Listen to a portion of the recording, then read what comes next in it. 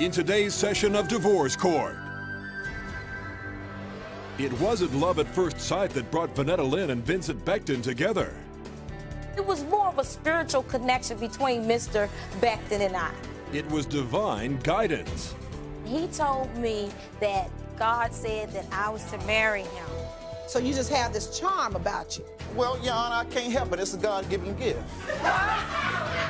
But now she says this heavenly romance has turned into marriage hell. Miss Becton here is not Sister Ham Hock, Mother Chicken Wing, or the Piglet Choir herself. She was tore up from the floor up. Today, Vanette Becton brings Vincent Becton to Divorce Court. All rise. Court is now in session. Judge Mablean Ephraim presiding. You may be seated. Good day, ladies and gentlemen. This is a matter of Vanette Becton versus Vincent Becton. Mr. and Mrs. Becton, I'm advised you're here for divorce proceedings after a very short marriage. And Mrs. Becton, you're asking this court to order him to pay you $925.65 in unpaid debts. You want to tell me about that? Yes, Your Honor. This man left me with close to $1,000 in bills. We were married December the 17th, and he told me that that God said that I was to marry him. God told him to marry you? Yes. And now who's telling him to divorce you? I'm a Christian. Hold on a second. Now who's telling him to divorce you? That's what I'd like to know. Your Honor, if I can intervene for 1 minute, please. How long had you known him before he told you that he got this great revelation? 2 weeks, Your Honor. And within that 2 weeks' time is when it was confirmed that you were to be his wife? Yes. And you had never laid eyes on this man before that? No. I only knew of him through a friend, which was his cousin, who we went to church together and everything. And when I first met Mr. Becton, he sung gospel songs, and he knew pretty much my background and being... So he knew about you being a young lady that was raised in the church and loved the Lord, but you didn't know anything about his background? Did the cousin tell you anything? His background. What did the cousin tell you about him? Well, she told me that, you know, he had been, you know, having trouble in the past and that... What kind of trouble? Well, that... He, you know, ran away, and they hadn't seen him for days at a time. Well, now, he kind of old to be running away. What you talking about running away? Running away from what? I have no idea, Your Honor. So you knew his cousin? Yes. And she said, I have a cousin I want you to meet. No, it didn't go like that. How'd it go? He seen me and immediately said, once he seen me, which I had just woke up, he seen me. He liked you the way you were. Yes. So it was more of a spiritual connection between Mr. Becton and I. Well, now, such a spiritual connection. Yes. I believe strongly in spiritual connections. I really believe that it takes place. But I also believe that they don't get unconnected that fast. Exactly. So I don't know if it was spiritual or if it was physical. What you say, Mr. Becton? Well, Your Honor, part for what she had to say is true. Miss Becton here is not Sister Ham Hock, Mother Chicken Wing, or the Piglet Choir herself. What is Sister Ham Hock and Mother Chicken? Please explain that. Well, she's not. I'd like to know. Your Honor, can I finish, please? Please explain that. She's not holier than thou herself. And none of us are. So what does that say? So I'm saying that, you know, I have faults just as well as she do. How did the spiritual revelation that she was to be your wife come about? Well, Your Honor, I met Miss Becton, like you said, at my aunt's house in my hometown. I said to her, she got up one morning, and I didn't look at her physically because physically she was tore up from the floor up. No, but what I wanted to do... Now, you're not going to be... Your Honor, you're not going to be rude like that. I'm not saying that she was tore up from the floor. I'm saying... What does that mean? The way she was dressed. She had a night clothes on, and she just got up. She hadn't even brushed her teeth. So she was human. She had just... Pardon me? So she was human. She had just gotten out of bed. Right. That's what I'm saying. You know, I'm not. It looked like we all look when we first wake up. Yeah, that's right. That's what I'm not putting her down. I met her. Also, being around her, she told me we got together that night. She told me about how her ex done her, and I was there to listen to her. I wasn't trying to hit on her. When she left to go back home. The day that she left to go back home, she had my friend and myself. We were in the car, and she says that God wants you to leave this town because you've been in trouble before, and the only way you're going to prosper is to leave. So, you know, I mean, she planted the thought in my head first of all. Well, she said God told you to leave the town. Yes, She didn't ma'am, say marry her. She also, well, no, he didn't. She didn't. But she also said, she wrote me a love letter after that. I had no contact with her. Within a week, she wrote you a love Yes, letter? ma'am, she sure did. And what did it say? How I treated her boys, you know, never been treated that way before. You know, it wasn't per se a love letter, but I knew what it was. It was a thank you letter? No, it wasn't a thank you letter. She wanted to get together. Oh, you knew That's that. right. You read between the lines. I read between the lines. That's How right. many boys do you have? Your Honor, You have some sons? I have 4 boys. Obviously, he sons? cannot read. Well, yes. Your Honor, when I And first within a met week's her, time, you treated them well? I What'd treat you do? everybody well, Take them Your to Honor. Disneyland? What? Oh, well, I love the children. And the boys fell in love with you as well? Well, she said they did. So you just have this charm about you. Well, Your Honor, I can't help it. It's a God-given gift. And some of us just have that. And you're quite right.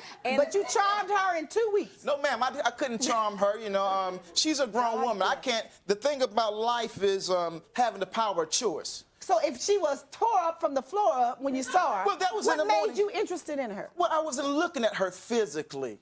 All right, know? you told me that. So what were you looking at? When I was looking at her spiritually, I was just looking at her and she's a nice person. When she got dressed, she do look very nice when she dressed. I must give it to her. But what She's did you see about her spirit that drew you to her? Well, you know, I mean, spirit agrees with spirit. You know, You're like not I telling said, me anything. Tell me something. just her touch. Oh, she just touched she you in the touched right me. way. I have that touch, I guess, Your Honor. So you guess have a you do. spiritual gift of charming folks, and you have a gift of touch. But now there are obviously problems in this marriage that is ending after 3 months. Tell me what happened. Your Honor, several times he disappeared. One time he disappeared, said he was going to get a carton of cigarettes, and came back 3 hours later with some excuse about how his keys got locked in the car, which is my car. Without the cigarettes, I take it. Without the carton of cigarettes and change. So what did you think? I thought he was out, you know, messing around or whatever a man does that's supposed to be getting some Yeah, cigarettes and it takes him 5 minutes to get to the store and 5 minutes to get back. But not it 3 stretched hours. to 3 hours. Yes. So, Your Honor, then we had a big argument, and he said, well, why don't we go for counseling? If we don't go for counseling, this thing is never going to work. Well, first of all, I don't consider it as a thing. We made a promise to God first and then to each other. Did you go to counseling before you married? We never made it to counseling because 'Cause Mr. too hot Becton and heavy. then went to the store.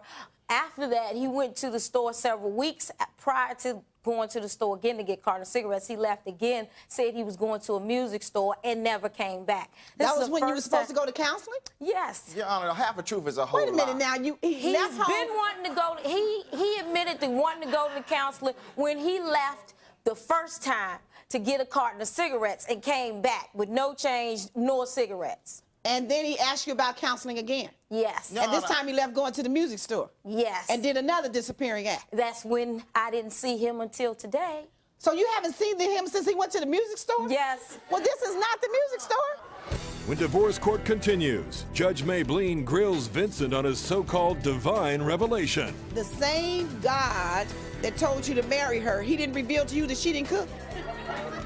If you would like to have the judge hear your case in divorce court, call us toll-free at 1-877-311-2222 or email us at www.divorcecourt.com. Divorce court continues in the case of Vanette Becton versus Vincent Becton as the judge asks Vincent why he left the marriage. Okay, now, Mr. Becton, sounds like you were really leaving the marriage but didn't have the courage to tell her, were you? No, ma'am, no, ma'am. I did not have the courage to tell her. No, to that sense, it's right. You know, I wanted to tell her in numerous cases we're not getting along. So what happened so suddenly in 3 months that was going on in 2 weeks? Because all the promises she made. She said that she was this type of person. She like was that what? Well, she said that she was a homemaker. She was a great cook. You know, the kids always say they ate hot dogs. Their last name should have been Oscar Mayer. You know, and you know that's how many hot dogs they ate. When I came to that house, Your Honor, they started gaining some weight. But who was doing the cooking? That's right, all the time. I said who? He should have So been your doing wife wasn't a homemaker. Because she couldn't cook. I mean, she can cook some things, hot dogs. So let me ask you stuff like something. that. You like to eat, obviously. Yeah, I like to eat. And you want a wife that cooks for you. That's right. If I can cook, that's right. And so when the same God that told you to marry her, he didn't reveal to you that she didn't cook? No, he did not. She said that she could Now, cook. you see what I mean by that? Well, I understand what you're saying. Wait, why couldn't you tell her we're having problems? We need to go to counseling. Can't we try to work this out? Why couldn't you remain in that spiritual zone and try to work it out? Well, you know, at times she's a drama queen, you know. She portrays to be one thing. She goes, you know, she goes off the deep end about everything. If Like what? Be honest, one time I was going to we went to the store to get her son some sneakers, looking for sneakers. Now, the girl in the sneaker store was looking at me. She got mad at me because the girl was looking at me. Another time we was walking down and all 4 of the kids was walking behind us. I had her to walk in front, me to walk in the back, and the kids to walk in the middle because there's so many people so that we can keep up with them. You know, she got mad at me because she asked me, why come you ain't walking with me? What I'm trying to watch as a kid, make sure they don't get lost. So what I'm hearing is there was a little jealousy going on. There's a whole lot of jealousy and a going lot on. of insecurity on her part. She got mad at me because somebody was looking at me beside me driving. I just looked over to see where the car was when I was driving. She got mad at me. Now, I had nothing to do with how she was scarring in the past. And you couldn't help because you were charmer. I can't help that. Is this your first marriage? No. Second, third, fourth? Second. Now, you didn't think any more about your children and what effect this would have on them to enter into a relationship with somebody that you've only known for 2 weeks? Yes, I did think about that, Your Honor, and because of the fact that my kids fell in love with him, I discussed this over and over with my kids, and they agreed to the same thing. As he said, he put on a charm. He put on a facade. Hold on a second. How old are these children that you sitting up discussing I have a 14-year-old, a 12-year-old, 10, and 8. And of course, their judgment is so good that they can tell you what's best for you. No, but I always inquire. I always include my kids in every decision that I'm making, especially with one where I'm going to include addition to the family. Mistake your children. Children are charmed by almost anyone who is kind to them. But you're the adult.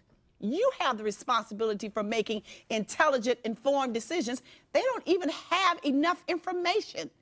They haven't lived long enough. Be quiet. Don't you dare open your mouth when I'm talking. They haven't lived long enough to even think about making a decision concerning marriage and relationships and what's good for you and who's a better man for you. You don't need to discuss that with them at all because that's your responsibility. They don't know. They're going to look at who do I have the most fun with. That's all children care about. But my point is, don't you sit here and try to make me convinced that you strongly believed that this man was going to do anything for you when you'd only known him 2 weeks. At that point, you could care less. He must have said the right thing to you at the moment when you needed to hear a particular thing because of something that had gone on in your life. Now, what did he say to you? Now, let's just be honest about it. Right. It was a need going on in your life, something from the past probably. You needed to hear certain things, and it clicked when he said the right words. And that just sold you. At the time, Mr. Becton appeared in my life. My mom had passed. And the spiritual things that he was making up songs and singing and everything, that was the fulfillment that Mr. Becton put in my life because that's a vulnerable state in my life that I was. My mother had passed and Mr. Becton came in and he used that. He came in at a time when you were very weak. Right, and he mentally. used that. He used that. And he said you talked to him something about... And he knew that as well. And he said you also talked to him something about your past relationship. Past relationship. We both talked about past relationships, Your Honor. And yours was scarred with some abuse or something? No, I've been in an abusive marriage before, and that was like 10 years ago. And you talked to him about that? I told him that, and then I told him about a relationship that I was in presently before meeting Mr. Becton. And that one was not so good? That was not so good, Your Honor. So you just opened up yourself and all of your areas of vulnerability to Mr. Becton, right? If that's what you want to say, because I believe he opened himself up as well. Because so you shared some of your issues with her as well? Yes, he did. My mother's also passed. My father's also passed. I have just aunts and uncles, you know. So I understand about the passing of the parents because I've been there. I've done that. But never would I pry on that or use that against her. Well, you just showed her a point of compassion that she had not had immediately because your mother just recently died, right? At all. Well, Your Honor, she shared this with me in the car, and she shared I wasn't trying to do that at all. I know it just came natural for you because you're a charming person. Well, no, it's not because it's charm, because I care about people. And I'm not putting you down, and trust me, I believe that it was real and it was genuine. We can feel and have compassion for people, and it can make us feel good about that person, make you think that the relationship is going to continue like that. I'm not putting you down for your compassionate feelings. Continue that. But what you have to do is once you make a vow in terms of marriage, that's what I'm putting you down for. I understand that. You made a vow to be with this woman, and you didn't give it time to work. Well, she made a vow too, and she put me out twice already. When divorce court continues, Vanette Lynn breaks down. I don't understand how could he have done this if he loved me so much.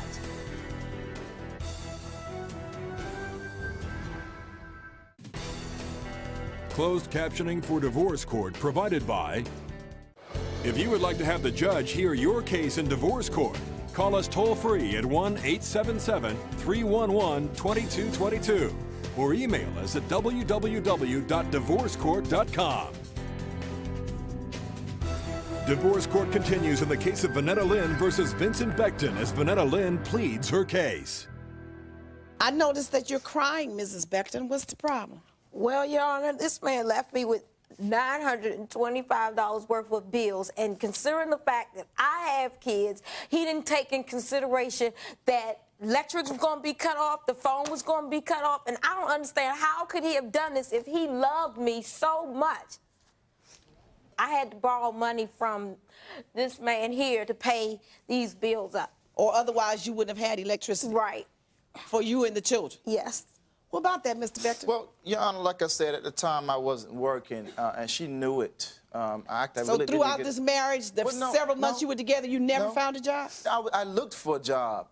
She said to me, just take your time, get the proper job that you want. She encouraged me not to take jobs. So what she encouraged you not to take? Because you're a man, you know you needed to go to work. That's true, too, but I did look, and at the time that I was looking for the jobs, it was slow. That part of the year that was slow, so it was pretty hard to find one. That I needed to be, to the money that I needed to make in order to step up to the plate. Well, did you know that $1 was better than $0? Yes, ma'am, I do know that. A little bit of something is better than a whole lot of nothing. I understand that. So now what do we do? Well, Your Honor, with the phone bill that she's saying... Because those electric bills continue. I understand the children still had to have a place to sleep. They had to have utilities. It continued. What was she supposed to do? Well, Your Honor, I don't know. I mean, I don't have anything to tell you. I just know that as far as that's concerned, I don't know. But as far as the phone bill is concerned, What about it? Well, that's my phone. It's in my name, and it's still in my name. Does that make it right that you left it with the phone bill that high? Because it was in your name? Well, she should have had it cut off and had it put in her name. Why didn't you have it cut off? Because, well, I could have it cut off. Or why didn't you just pay it, better still? But I didn't. Well, don't sit up here. I didn't hear, when I talked to Miss Becton on numerous occasions. Don't start telling me what she should have done. Well, she never said anything about a phone. She never said, I didn't hear anything of this until later on. Mr. Becton, now before, when you were talking, I thought you had a little bit of sense. Now you about to make me know that you just a charmer and you really had no real interest in being a father to those children and a husband. You were looking for a meal ticket yourself. The way you keep talking. That's the conclusion I'm about to come to. When you start pushing the blame over there saying what she could have done, now that you did not meet your financial responsibility. Sounds like one of those good excuse makers. And now you're gonna move on. No, I'm not making So just close your mouth. So I won't think that. All right? Now, the fact that the phone is in his name, yes, it goes on your credit, but she's already paid the bill. Now, here's the court's ruling. Each of you is responsible for 1/2 of the total amount of the bills. 1/2 of the $925.65. Since she's already paid it, you've paid it? Yes. You need to reimburse her. Now, I don't know where you're going to get it from. I don't want you to steal. I don't want you to do anything wrong. But I'm going to give you 30 days. Now, what I would suggest that you do is to try immediately to get you a phone in your name. so you won't have to worry about paying him back any money. Because you're responsible for that phone bill. You understand that? Yes, Your Honor. That's the order of the court. Court's adjourned. All rise. Parties may leave the courtroom.